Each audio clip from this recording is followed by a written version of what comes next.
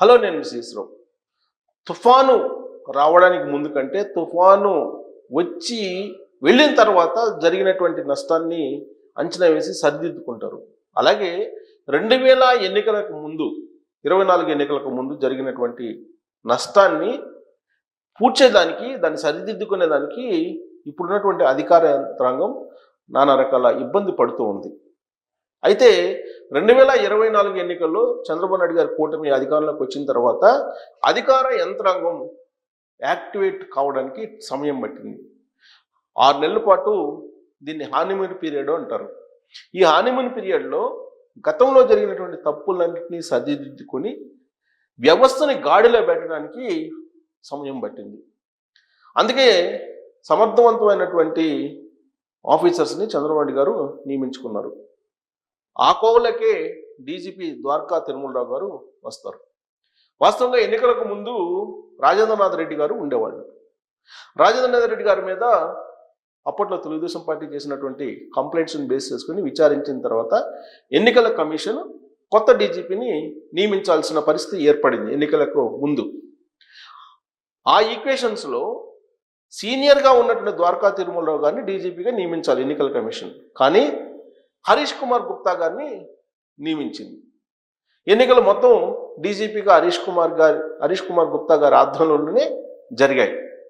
2024 ఎన్నికల్లో చంద్రబాబు నాయుడు గారి కూటమి అధికారంలోకి వచ్చిన తర్వాత ప్రమాణ స్వీకారం రోజున హరీష్ కుమార్ గుప్తా గారు ట్రాఫిక్ నియంత్రణ కానీ లేదా శాంతి భద్రతల పర్యవేక్షణలో కానీ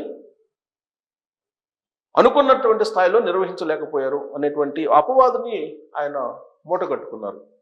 దాంతో హరీష్ కుమార్ గుప్తా గారిని డీజీపీగా పక్కన పెట్టేసి ఆ స్థానంలో సీనియర్ మోస్ట్ ఐపీఎస్గా ఉన్నటువంటి ద్వారకా తిరుమలరావు గారిని నియమించారు చంద్రబాబు నాయుడు గారు.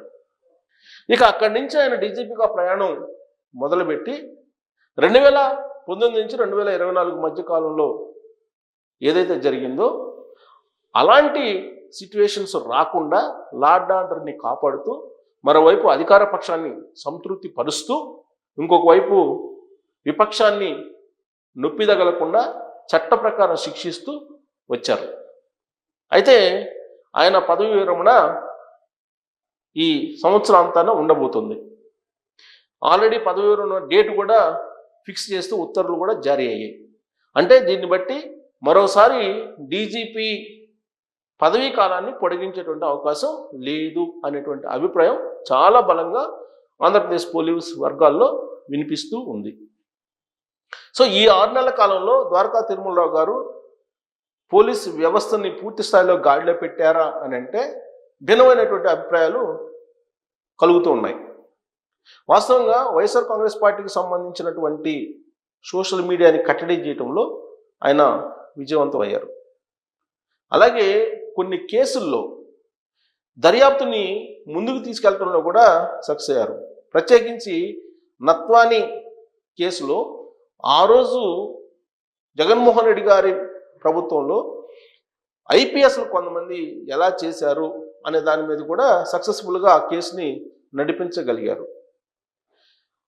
ప్రభుత్వం మారిన తర్వాత జరిగినటువంటి కొన్ని సంఘటనల్లో కొంచెం ఉదాసీనంగా వ్యవహరించారు అనేటువంటి అభిప్రాయం కూడా పార్టీ అధికార వర్గాల్లో ఉంది. ప్రత్యేకించి చెవిరెడ్డి భాస్కర్ రెడ్డి కుమారుడు రోహిత్ రెడ్డిని అరెస్ట్ చేయడంలో కానీ అరెస్ట్ చేయకుండా కానీ ఆయన ఎప్పుడు కూడా సంయమనాన్ని కోల్పోలేదు. సంయమనంతో వ్యవహరిస్తూ ఇరు పక్షాలని నొప్పించకుండా కొంతవరకు మెప్పిస్తూ చట్టాన్ని తన పని తాను చేసుకుపోయేలాగా గాడిలో పెట్టగలిగారు కొంతవరకు.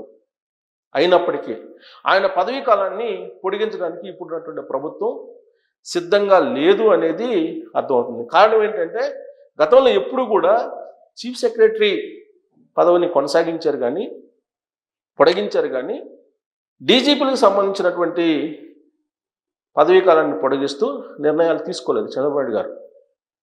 ఇప్పుడు కనుక ఒకవేళ తీసుకుంటే ఎగ్జంప్షన్ కేసు అవుతుంది. చంద్రబాబు నాయుడు గారు ఒకవేళ ద్వారకా తిరుమలరావు గారిని మరొక 6 నెలలు తన పదవీ కాలాన్ని పొడిగిస్తూ నిర్ణయం తీసుకుంటే కనుక గతంలో జరిగిన దానికి భిన్నంగా ఆయన వ్యవహరించారు లేదా భిన్నంగా ఆయన ఆలోచించారని చెప్పి అనుకోవచ్చు. బట్ అలాంటి పరిస్థితి లేదు అనేది పోలీసు వర్గాల నుంచి, సచివాలయ వర్గాల నుంచి అందుతున్నటువంటి సమాచారం. అలాంటప్పుడు ద్వారకా తిరుమలరావు గారి బదులుగా ఎవరు డీజీపీగా వర్త్ఫుల్, ఎవరిని నియమించేటువంటి అవకాశం ఉంది అనే దాని మీద మనం విశ్లేషించుకుంటే కనుక సీనియారిటీ ప్రకారం అయితే హరీష్ కుమార్ గుప్తా గారు ఉన్నారు. సహజంగా చంద్రబాబు నాయుడు గారు సీనియారిటీకే ప్రాధాన్యత ఇస్తూ ఉంటారు. అలాగే సామర్థ్యానికి కూడా ప్రాధాన్యత ఇస్తుంటారు. ఇప్పుడున్నటువంటి పరిస్థితుల్లో ఆంధ్రప్రదేశ్ లా అండ్ ఆర్డర్ సిచ్యువేషన్ని కంట్రోల్ చేయాలంటే స్పీడ్గా ఉన్నటువంటి ఐపీఎస్ ఆఫీసర్ కావాలి. అలాగే సమర్థవంతంగా పనిచేసేటువంటి ఐపీఎస్ ఆఫీసర్ కావాలి. నిష్పక్షపాతంగా పనిచేసేటువంటి ఐపీఎస్ ఆఫీసర్ కావాలి. ఇప్పుడున్నటువంటి సిచ్యువేషన్లో లా అండ్ ఆర్డర్ కాపాడటం అనేది ఒక ఛాలెంజ్గా మారింది ఆంధ్రప్రదేశ్ ముఖ్యమంత్రి చంద్రబాబు నాయుడు గారు. అందుకే డైనమిక్ ఐపీఎస్ని ఎంచుకోవాల్సినటువంటి అవసరం ఉంది చంద్రబాబు నాయుడు గారికి. మరి ఎవరిని ఎంచుకుంటారు? మళ్ళీ హరీష్ కుమార్ గుప్తా గారిని ఎంచుకునేటువంటి అవకాశం ఉందా అంటే, ఒకవేళ అదే జరిగితే కనుక ఇప్పుడున్నటువంటి ఇంటెలిజెన్స్ చీఫ్ని మార్చాల్సి ఉంది. అలాగే సిఐడి చీఫ్ని మార్చాలి, విజిలెన్స్ సంబంధించినటువంటి ఇన్ఛార్జీలను మార్చాలి. టోటల్గా పోలీస్ డిపార్ట్మెంట్ని షఫలింగ్ చేయాలనేటువంటి ఆలోచనతో ఇప్పుడున్నటువంటి ఆంధ్రప్రదేశ్ ప్రభుత్వం ఉంది అని చెప్పి తెలుస్తుంది. కొత్త ఏడాది కొత్త తరహాలో పోలీసు సంస్కరణలు, అలాగే పోలీసు వ్యవస్థని ప్రక్షాళన చేయాలి అనేటువంటి ఆలోచనతో ఇప్పుడున్నటువంటి ప్రభుత్వం ఆలోచిస్తుంది అనేది ఒక సమాచారం. అదే జరిగితే కనుక ఒకవేళ హరీష్ కుమార్ గుప్తా గారిని డీజీపీగా చేస్తే సీనియారిటీ ప్రకారం టోటల్ ప్రక్షాళన జరిగేటువంటి అవకాశం ఉంది. సో హరీష్ కుమార్ గుప్తా గారి ఒక ప్రొఫైల్ ఒకసారి చూస్తే ఆయన సీనియారిటీ ఏంటి, ఆయన ఎక్కడెక్కడ పనిచేశారు అనేది, ఆ తర్వాత అసలు ఆయనకు అవకాశం ఇస్తారా ఇవ్వరా అనేది మనం కంక్లూజన్కి రావచ్చు. సో హరీష్ కుమార్ గుప్తా గారు 1992 బ్యాచ్ ఐపీఎస్ అధికారి. ఖమ్మం, నల్గొండ, మెదక్, కరీంనగర్ జిల్లాల్లో ఏఎస్పీగా విధులు నిర్వహించారు. 97లో కృష్ణా జిల్లా ఎస్పీగా ఆయన పనిచేశారు. 2002లో హైదరాబాద్ సౌత్ జోన్ డీసీపీగా పనిచేశారు. 2010లో విజిలెన్స్ అండ్ ఎన్ఫోర్స్మెంట్ డిఐజీగా ఆయన పనిచేశారు. 2011లో గుంటూరు రేంజ్ ఐజీగా ప్రమోషన్ పొందారు. 2012 నుంచి 16 వరకు law and order, legal, technical విభాగాల్లో ఐజీగా విధులు నిర్వహించారు. 2017లో అడిషనల్ డీజీపీగా ప్రమోషన్ పొందారు చంద్రబాబు గారి టైంలో. 2019 నుంచి 2022 వరకు logistic, home guard, police recruitment board ఏడీజీపీగా పనిచేశారు. అది ఇది జగన్మోహన్ రెడ్డి గారి పీరియడ్లో దాదాపు నాన్ ఫోకల్ పాయింట్ పోస్ట్లో ఉన్నారు. 2022-24 వరకు హోంశాఖ ప్రిన్సిపల్ సెక్రటరీ బాధ్యతలను ఈయన నిర్వహించారు. 2024 మే 5న డీజీపీగా ఎన్నికల కమిషన్ ఈయన నియమించింది. విపక్షాల ఆరోపణలతోటి అప్పటి వరకు ఉన్నటువంటి రాజేంద్రనాథ్ రెడ్డి గారిని మార్చేసి ఆ ప్లేస్లో హరీష్ కుమార్ గుప్తా గారిని నియమించింది ఎన్నికల కమిషన్. 2024 జూన్లో హోంశాఖ ప్రధాన కార్యదర్శిగా మళ్ళీ నియామకం అయ్యారు. 2024 జూలైలో విజిలెన్స్ అండ్ ఎన్ఫోర్స్మెంట్ డీజీపీగా అదనపు బాధ్యతలు స్వీకరించారు. సో ఈయన ప్రొఫైల్ చూస్తే కనుక జగన్మోహన్ రెడ్డి గారి హయాంలో, అంటే జగన్మోహన్ రెడ్డి గారు ముఖ్యమంత్రిగా ఉన్నప్పుడు నాన్ ఫోకల్ పోస్ట్లో ఉన్నారు ఈయన. ఆ ఈక్వేషన్ నుంచి చూస్తే కనుక హరీష్ కుమార్ గుప్తా గారిని డీజీపీగా నియమించేటువంటి అవకాశం ఉంది. అయితే హరీష్ కుమార్ గుప్తా గారు మరి లా అండ్ ఆర్డర్ని ఇప్పుడున్నటువంటి సిచ్యువేషన్లో చక్కదిద్దగలరా అనే ప్రశ్న వేసుకుంటే కనుక మరి ప్రమాణ స్వీకారం అప్పుడు ఎలా జరిగింది అనేది మనం చూసాం.